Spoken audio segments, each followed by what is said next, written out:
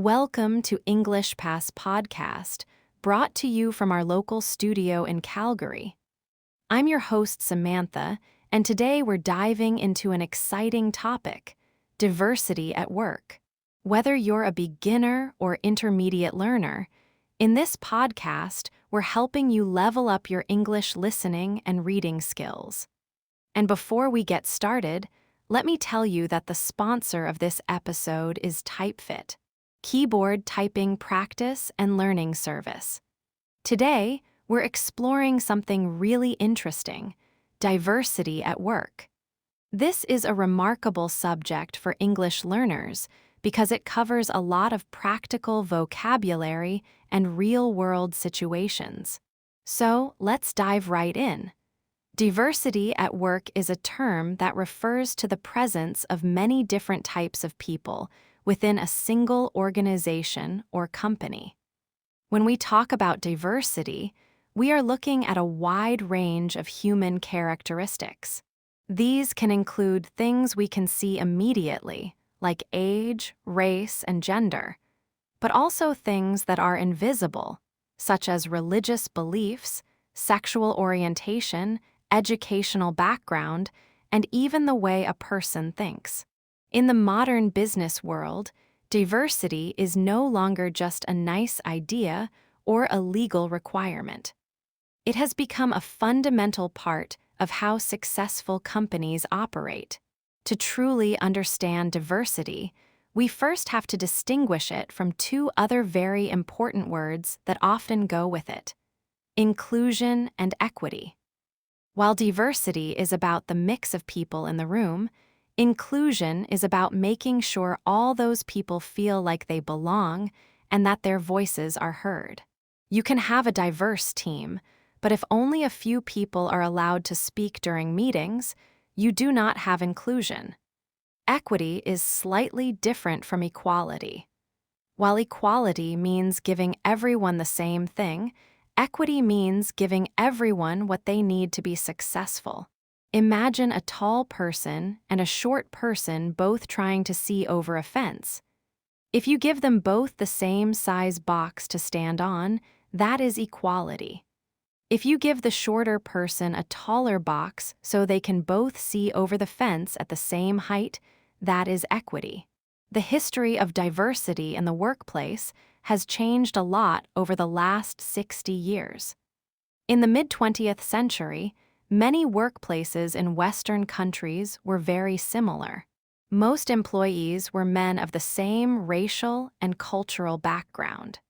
However, social movements like the Civil Rights Movement in the United States and the feminist movements of the 1960s and 70s began to change the law.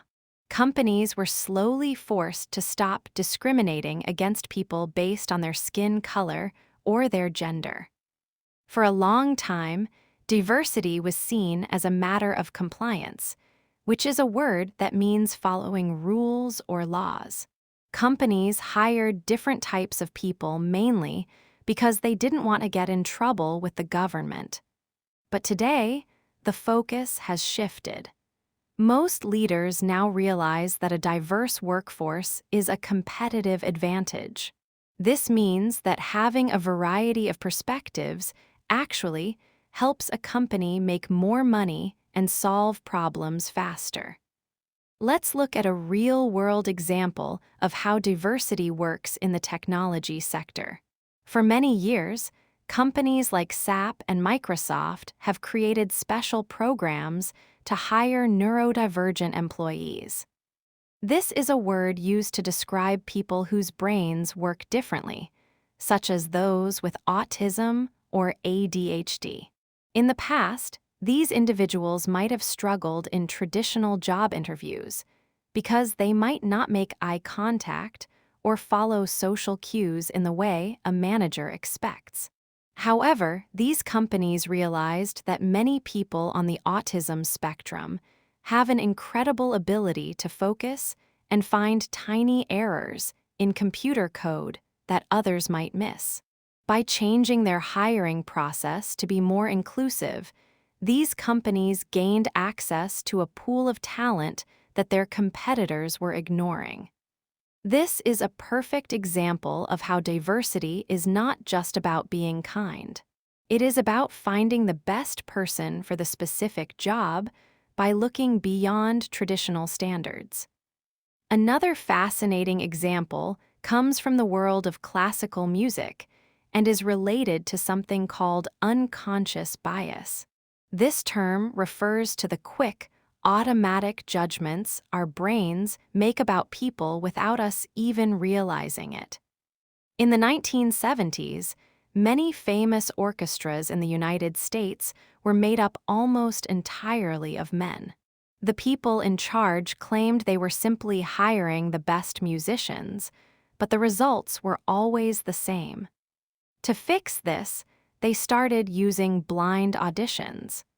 They placed a large curtain between the musicians and the judges so the judges could only hear the music and not see the person playing. They even asked the musicians to take off their shoes so the sound of high heels wouldn't reveal if the player was a woman. The result? The number of women hired by these orchestras increased by nearly 30% almost immediately. This proves that even well-meaning people have hidden biases that can prevent a workplace from being truly diverse. In the world of global business, diversity is essential for understanding different customers. Consider the company L'Oreal, which is a leader in the beauty industry. They sell products in almost every country in the world. Because they have employees from many different ethnic backgrounds and cultures, they are better at creating products that work for different skin types and hair textures. If all their researchers were from only one country, they would likely struggle to understand what a customer in Brazil or India really needs. This is often called cultural competence, which is the ability to understand, communicate with, and effectively interact with people across cultures. When a team is culturally competent, they can avoid making embarrassing marketing mistakes and can create products that appeal to a much wider audience. We should also talk about the concept of generations at work. For the first time in history, many offices have 4 or 5 different generations working side by side. From older baby boomers to the very young members of Generation Z. This can sometimes cause conflict because each group has different styles of communication and different expectations about work-life balance. For example, an older worker might prefer a phone call, while a younger worker might find a phone call intrusive and prefer a quick text message. However, when a company manages this age diversity well, something called reverse mentoring can happen. This is when younger employees teach older employees about new technology or social trends, while older employees share their deep industry knowledge and experience with the younger ones. This creates a cycle of learning that benefits everyone. One of the more complex ideas in this field is intersectionality. This word was created to describe how different parts of a person's identity overlap. For example, a woman of color may face different challenges at work than a white woman or a man of color. She is at the intersection of both gender and racial experiences. Understanding intersectionality helps managers realize that there is no one-size-fits-all solution for diversity. They need to listen to the specific experiences of each individual to ensure the environment is fair for everyone. Have you ever felt that you couldn't be your true self at work? Many people from minority groups feel they have to hide parts of their personality or culture to fit in, which is a phenomenon called covering. A truly inclusive workplace is one where no one feels they have to cover who they are. Why does all of this matter for the bottom line? Research from groups like McKinsey and Company shows that companies in the top percentage for racial and ethnic diversity are 35% more likely to have financial returns above their national industry medians. Why? Because diverse teams are better at innovation. When everyone in a room thinks the same way, you get the same old ideas. But when you bring together people with different life experiences, you get a clash of ideas that leads to new inventions and better ways of doing things. Furthermore, diversity helps with employee retention. This word refers to a company's ability to keep its employees working for them for a long time. People are much more likely to stay at a company if they see people who look like them in leadership positions, and if they feel their unique perspective is valued. In recent years, the move toward remote work has opened up new doors for accessibility. This word describes how easy it is for people with disabilities to use a space or a service. Before the rise of video conferencing and flexible schedules, many people with physical disabilities or chronic illnesses found it very difficult to maintain a traditional office job. Now, companies can hire the best talent regardless of where they live or what physical challenges they might face. A person who uses a wheelchair or someone with extreme social anxiety can now contribute their high-level skills from a home environment where they feel comfortable. This is a huge step forward for workplace diversity because it removes the physical barriers that used to keep talented people out of the workforce. However, diversity also requires something called psychological safety. This is a concept made famous by a study at Google called Project Aristotle. The study found that the most successful teams were not necessarily the ones with the smartest individuals, but the ones where everyone felt safe to take risks and speak their mind without being embarrassed or punished. In a diverse team, psychological safety is critical. If a team member from a different culture has a great idea but is afraid they will be laughed at because of their accent or their unique way of looking at a problem, the company loses out on that idea. Building this safety takes time.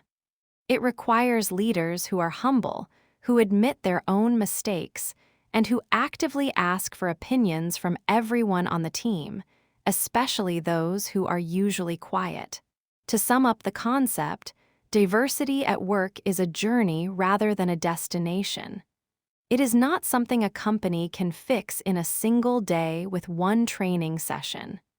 It requires a constant effort to check for bias, to change hiring practices, and to create a culture of belonging.